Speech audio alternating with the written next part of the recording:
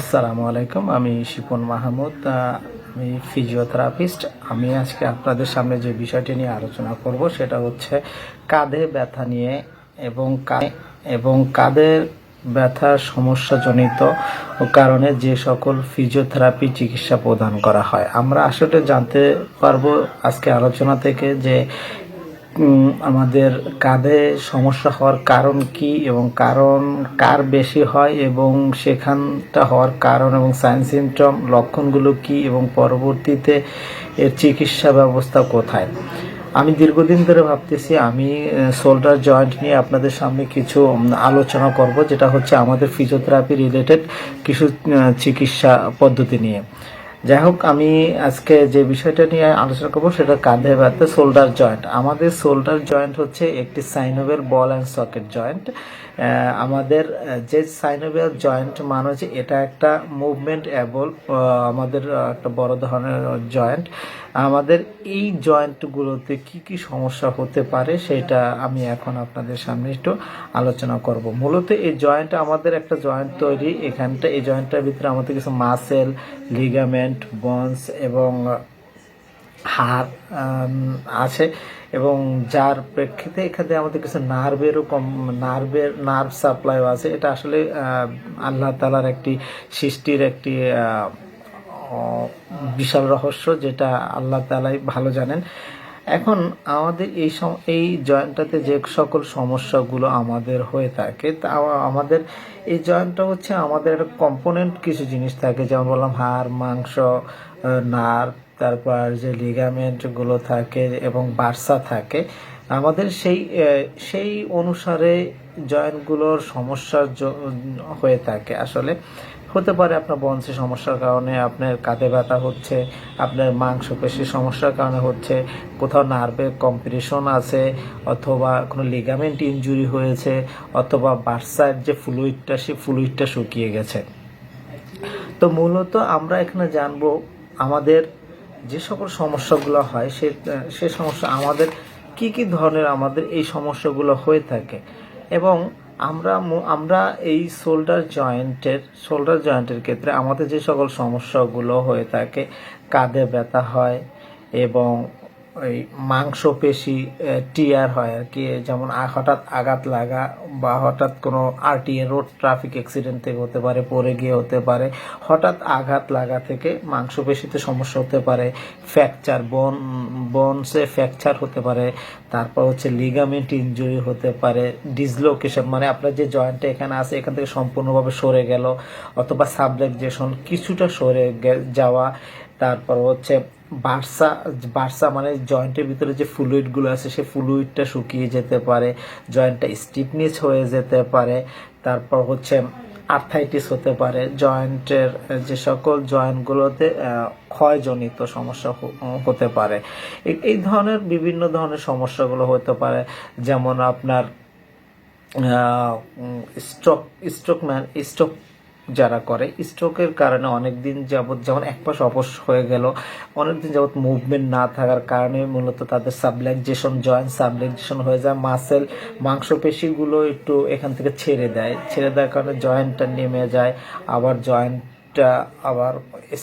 আবার এভাবে যখন আমরা এটাকে বেঁধে রাখি, ইমোবিলাইজেশন করে রাখি, তখন আবার জয়েন্টটাকে আবার শক্ত হয়ে যেতে পারে। তো এখন আমাদের কথা হলো এই জয়েন্টের যে সমস্যাগুলো হয় আমরা যেটা জানতে পারলাম সেটা এখন মূলত কাদের বেশি হয়। এই সমস্যাগুলো কাদের বেশি হয়, যেমন আমরা বলতে পারি যেমন এজ রিলেটেড বয়সের ক্ষেত্রে যদি আমরা বলি, এটা হচ্ছে 40 থেকে 65 বছরের বয়স যাদের পড়েছে তাদের একটু বেশি হয়, এবং সেক্ষেত্রে এই বয়সের ক্ষেত্রে আবার মেল এবং ফিমেল পুরুষের চাইতে নারীদের একটু আবার বেশি হয়ে থাকে। তারপর হতে পারে এটা আপনার হঠাৎ যাদের ইমিউনিটি পাওয়ার কম, বডি স্ট্রাকচারাল ইমিউনিটি পাওয়ার কম তাদের হতে পারে, কার্ডিওভাস্কুলার যাদের প্রবলেম আছে তাদের আবার একটু হতে পারে, তারপর হচ্ছে পার্কিনসন ডিজিজ যে রোগীগুলো আছে তাদের হতে পারে, হাইপো এবং হাইপার থাইরয়েডিজম, থাইরয়েডের সমস্যার কারণে হতে পারে, rotator cuff muscle, rotator cuff injury কারণে হতে পারে, এ ধরনের বিভিন্ন ধরনের সমস্যা হতে পারে। আমরা এখন বলতে পারি যে এটা ডায়াবেটিসের পেশেন্টদের হতে পারে, আঘাতজনিত কারণ হতে পারে, কাঁধে অপারেশন, হাত পা যদি কোনো কারো অপারেশন করে থাকে, অপারেশন পরবর্তী সময়গুলোতে হতে পারে, এবং যারা দীর্ঘদিন যাবৎ ফুসফুসে রোগে ভুগতেছিলেন তাদের হতে পারে, হার্টের সমস্যাজনিত কারণে তাদের হতে পারে। এখন এটার লক্ষণটা কি হতে পারে? এখন লক্ষণটা হতে পারে কাঁধে ব্যথা হয়, কাঁধে জয়েন্ট শক্ত হয়ে যাবে, হাত উপরে উঠাতে পারবে না, মুভমেন্ট করতে পারবে না, সিভিয়ার পেইন হবে, এবং হাত ঝিমঝিম করবে, অবশ ভাব হবে। তারপর হচ্ছে রাতে, বিশেষ করে রাতের সময়টা ঝিমঝিমটা বেশি করে থাকে, এবং এক ধরনের অনুভূতি হয় যেটা আসলে কাউকে বোঝানো যায় না, যে ব্যথাটা কি ধরনের আছে, ব্যথাটা কি ধরনের সেটা অনেক সময় বোঝানো যায় না। তো এই ধরনের ব্যথাগুলো থেকে আমাদের বিভিন্ন ধরনের আস্তে আস্তে এগুলো স্টেজ বাই স্টেজ আমাদের এই সমস্যাগুলো আরও দীর্ঘ হতে থাকে, যখন আমরা আসলে কোনো কোথায় চিকিৎসা নিতে হবে বা প্রপার চিকিৎসাটা আমরা না নিতে পারি। এখন আমরা বলতে পারি যে আসলে কোথায় চিকিৎসা হয়। আমি চিকিৎসার জন্য আপনি ফিজিওথেরাপিস্টের শরণাপন্ন হতে পারেন, অবশ্যই সে একটা গ্র্যাজুয়েশন ফিজিওথেরাপিস্ট হতে হবে। তারপর হচ্ছে আপনার ব্যথানাশক ঔষধ খেতে পারেন, এসে একটা ফিজিশিয়ানের পরামর্শ অনুসারে আপনি নিতে পারেন, এবং বিভিন্ন ধরনের আপনি চিকিৎসা পদ্ধতি বা ব্যায়ামের মাধ্যমে এগুলোকে আপনি নিজেই কভার করতে পারেন।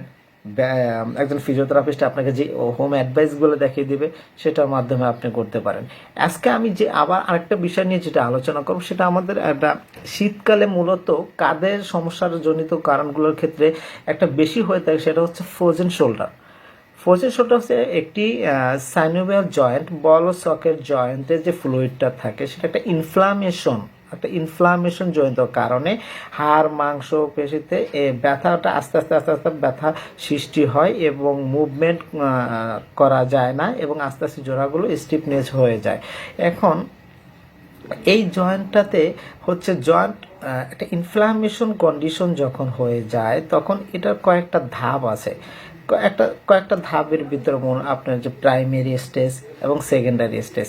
প্রাইমারি স্টেজটা আস্তে আস্তে যখন হবে, সেটা হয়তো অনেক সময় কারণ বোঝা যাবে বা অনেক সময় কারণ বোঝা যাবে না। কারণ হচ্ছে হঠাৎ করে আঘাত পেলো, যদি কখনো ওই মুভমেন্ট না করি, আমি এভাবে রেখে দিই, আস্তে আস্তে জয়েন্টটা জোড়া লেগে যেতে পারে। আবার এটা হচ্ছে আইডিওপ্যাথিক, যে কোনো রিজন থাকে না, অনেক সময় রিজন না থাকার কারণে, বয়সজনিত বললাম, ইনফ্লামেশন জনিত কারণে এটা অনেক হয়ে থাকে। সেকেন্ডারি কারণগুলো কি ইনভলভস থাকে? ইমিউবিলাইজেশন, তারপর হচ্ছে বললাম হাইপো আর হাইপার থাইরয়েডিজম কারণে হতে পারে, অটো ইমিউন কন্ডিশন কারণে হতে পারে, সার্ভাইকাল, যদি আপনার ঘাড়ের যে বন্সগুলো আছে, সার্ভাইকাল যে বন্সগুলো আছে, সেগুলোতে কোনো প্রকার সমস্যা যদি আগে থেকে থাকতো, বা আপনার ডায়াবেটিস মেলাইটিসের রোগী, সেক্ষেত্রে আপনার আস্তে আস্তে জয়েন্টগুলোর ক্ষেত্রে ইনফ্লামেশন কন্ডিশনগুলো বেশি হওয়ার সম্ভাবনা থেকে থাকে। তিনটা ধাপে যদি আমরা প্রথমে বলতে পারি, ফার্স্ট স্টেজে আপনার পেইন হবে, আস্তে আস্তে পেইন হবে, আপনি ওটাকে হয়তো তেমন একটা কিছু মনে করতেছেন না।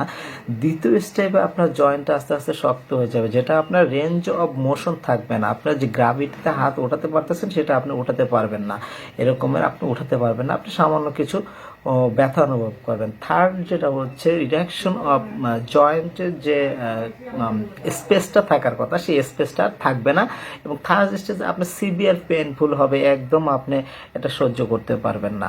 এখন এটার প্যাথোলজিক্যাল যদি চিন্তা করেন, সেক্ষেত্রে প্যাথর কেন হয়েছে, আপনার যে সমস্যাগুলো বললাম, প্রতিটা মাসেল, লিগামেন্ট এবং বোনসের সমন্বয় এই জয়েন্টটা একটা ইনফ্লামেশন। আমরা বলি, এটাকে বলা হয় যে আমরা ছোটোখাটো কাজগুলো এখন আর করি না, ব্যায়াম তো দূরের কথা, আমরা এই যে কাজগুলো না করার কারণে আমাদের এই সমস্যাগুলো আমাদের আরও দিন দিন বাড়তেছে।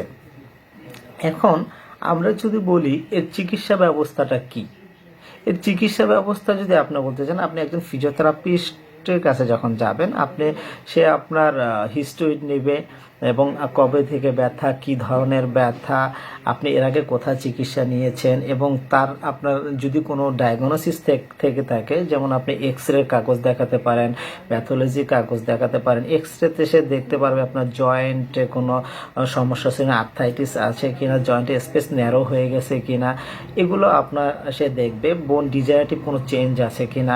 প্যাথোলজিক্যাল সম্বন্ধে সিবিসি, আরবিএস এগুলো আপনাকে দেখবে। সিরাম ক্রিয়েটিনিনের করতে পারে, ইউরিক অ্যাসিডের পরিমাণটা দেখতে পারে, তারপর রিউমাটয়েড আর্থ্রাইটিস জনিত কোনো সমস্যা আছে কিনা এগুলো দেখতে পারে।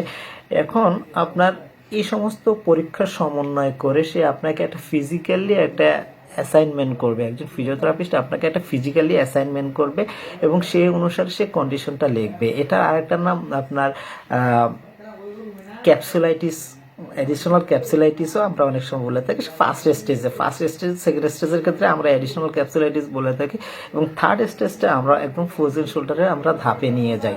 এখন এই চিকিৎসাটা আপনি একজন ফিজিওথেরাপিস্টের কাছে গেলে সে আপনাকে তার অনুসারে সে কি ভালো কি মন্দ সে একটা আপনার ট্রিটমেন্ট প্ল্যান সাজাবে এবং সুন্দরভাবে সে আপনাকে একটা ট্রিটমেন্ট দিলে আমরা আশা করি আপনি ভালো হয়ে যাবেন।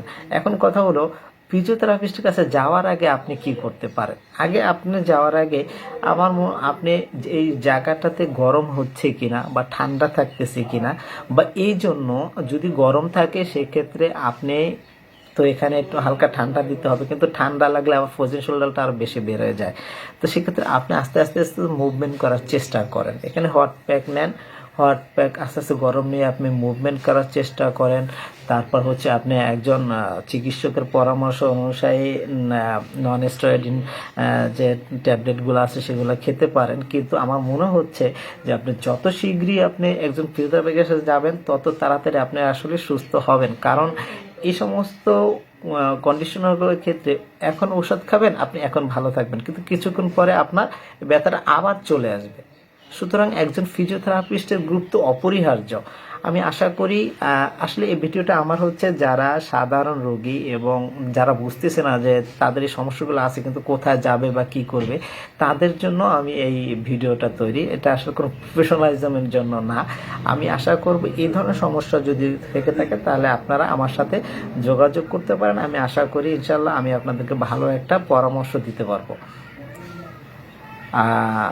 আর আমি বলছি, আমার এই ভিডিওটা কোনো ভুল ত্রুটি হলে বা আমার কথায় কারো আঘাত লাগে আমি আন্তরিকভাবে দুঃখিত এবং ক্ষমা প্রার্থী।